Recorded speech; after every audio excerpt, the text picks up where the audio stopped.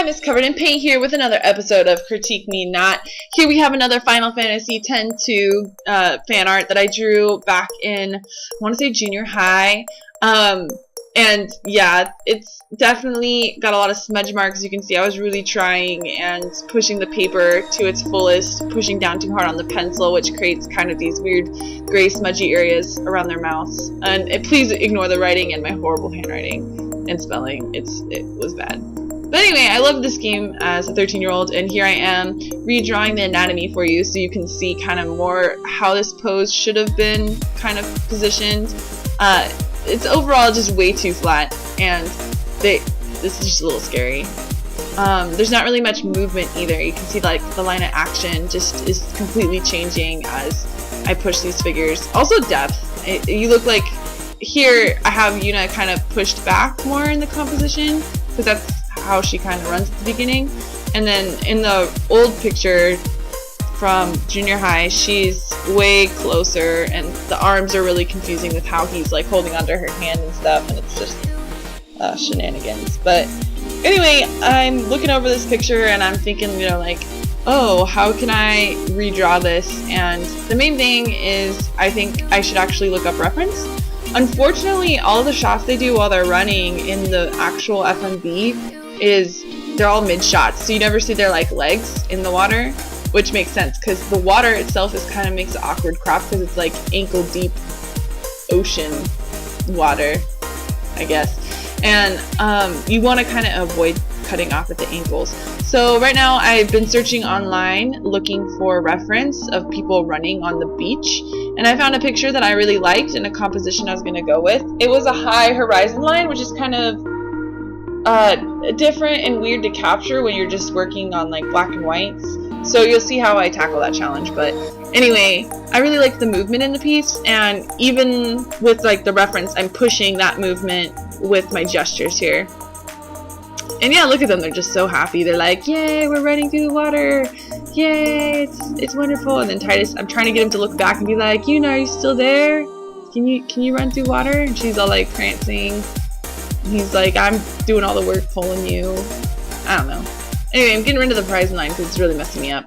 But I'm still thinking about it in the form of like the line down there I drew. That's like the plane, so we can see that they're next to each other, not on top of each other there. Working on the head. So Tidus, in the reference, the head's not looking back, so I'm kind of trying to figure out how to do that. I'm also having trouble with his butt. Me and butts, just not, we're not friends. I need to draw more butts still. But yeah, so he's just running and I'm trying to get his action pose and his like legs so that he matches, like, I don't know, Yuna just seems really gestural and prancy, and then Tidus is very stiff in this overall pose, and so I'm trying to push his anatomy so that he looks better. Anyway, yeah, so I'm just kind of figuring out, playing around in the sketch. This is something I definitely didn't do in junior high. Like, you don't, I don't know, do under drawings when you're starting out. For some reason, it's like the most boringest thing you could think of. But it's so crucial when you get older and you become a more experienced artist. Like, under drawings are always there for me if I want to make anything decent. Anyway, here I'm trying to play with the horizon line and the ocean waves and trying to figure out how I'm going to draw them, and I just decided to ditch them all together again. They're just not working for me no matter what I do. So yeah, here we are again. Tidus, running man. Dun dun dun dun dun dun dun dun. So we're going in and inking his face. I'm moving straight in. I haven't really, I don't know, sketched out as much as I usually do. I've really just captured like their poses. So yeah, I'm kind of gonna have to go back and refine a lot of things because it's my first time going through and refining like their features. So Tidus's hair is always fun to draw, and he's always got that hoodie that kind of never shows motion but totally would show motion if it was like an actual animated outfit. And he's always got these like weird overalls on with this short crop top thing. I feel like Final Fantasy has a thing for giving boys crop tops. Like, what do you guys think? There's so many, like Vaughn from Final Fantasy 12, he also has got that little vest thingy. And then who else has a crop top? I guess Kuja from Final Fantasy 9. Don't get me started on him. He's got a whole sort of thing.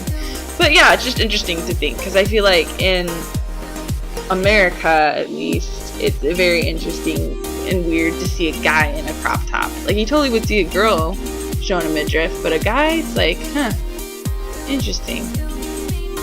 But anyway, Tidus pulls it off. I think he does. Partially because of the overalls. But they're kind of weird, you know? Like, he's got this one-legged knee thing. And you know, the part that baffles me is that this came out in like 2002. If you go back and look at 2000, like, fashion at the time, this was like really crazy. Like, now it seems plausible in 2016, but in 2002, this was definitely like pushing it fashion-wise. You're just like, maybe not in Japanese fashion, but definitely over here in the States, it was like, whoa, this is different. And I remember at school when I would draw them, I would get teachers and like kids who didn't know what Final Fantasy was to be like, why does he have one pant leg and there's another one that's short? And why does she have half a skirt? What is wrong with you? What is your symmetry? To like, asymmetry is more interesting. But I didn't know that back then, but that is true. You'll see that sometimes with character design, they'll add something to the other side of the plane to make it more intriguing to look at, more asymmetrical. But it's usually more of a subtle thing, because if you make it too asymmetrical, it can be a little bit too distracting, and in some ways not as beautiful, because for some reason we think symmetry is prettier, although asymmetry is more interesting. So you gotta balance it out. Anyway, so Tidus is looking pretty good. Let's move on to Yuna here. I really like this gesture. I feel like I really captured her kind of pose. I made her really skinny and more like lanky in the torso, so I was kind of interested to see how this worked out.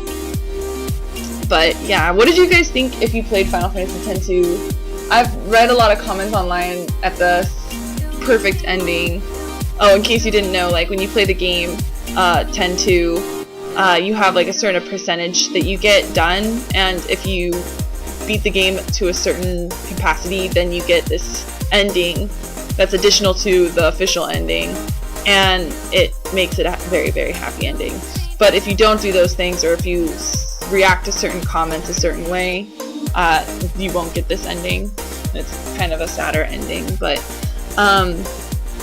anyway, what did you think of Yuna, like that whole scene where she's running with Tidus and they're like, oh yeah, we're running, and then she's like, I'm gonna go faster than you, and then he's like, whoa girl, slow down, like you've changed, you know?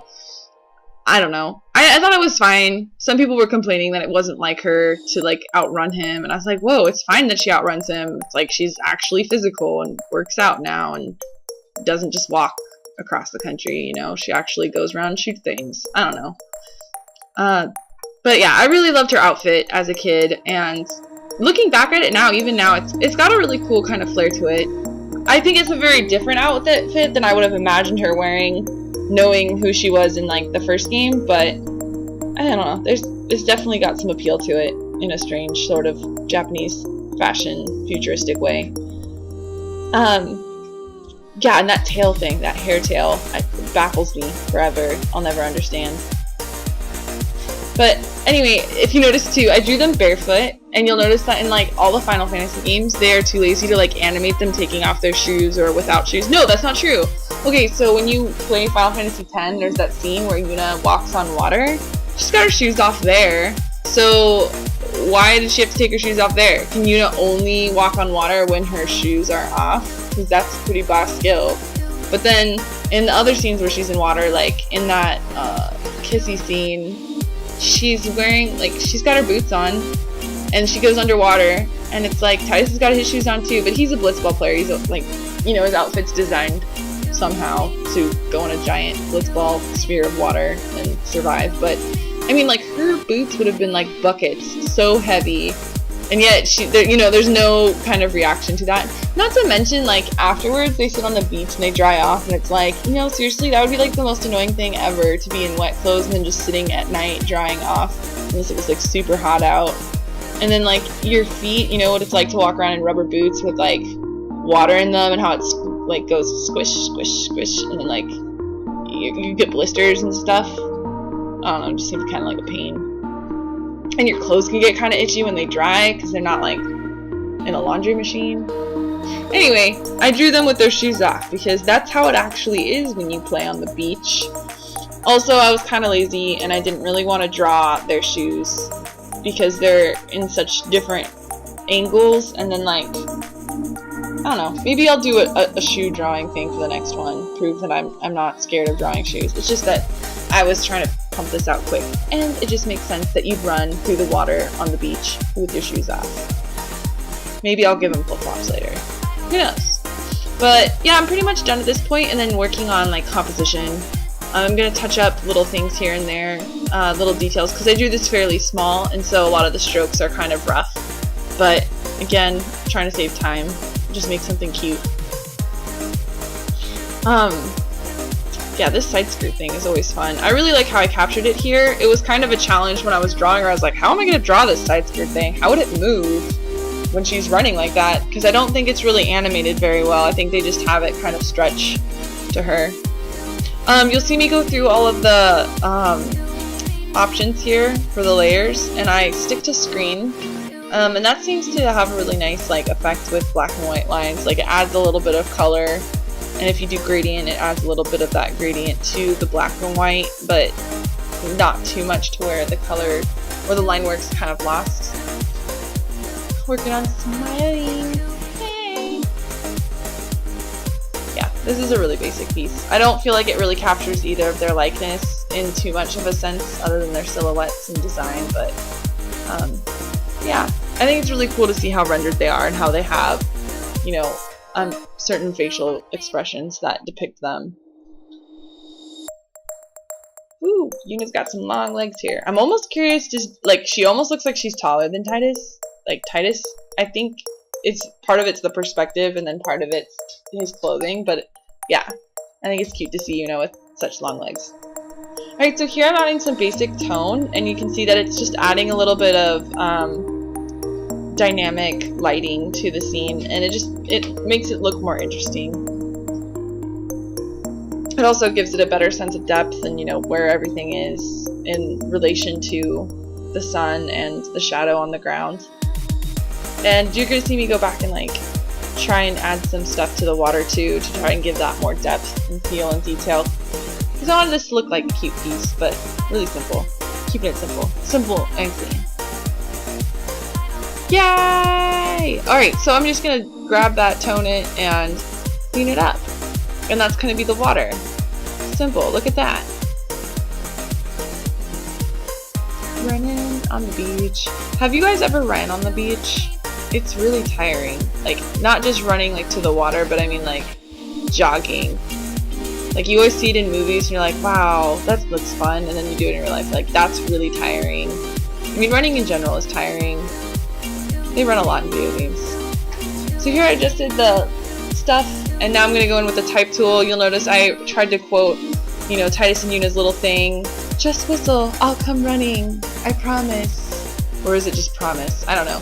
But that, yeah, is a big line in the game. It's kind of ridiculous because they can't, like, if they're far away, they can't hear you, but somehow magically it summons each other. So here's the original one. You just disregard my spelling, and yeah, you can see it's just a lot flatter and not as dynamic.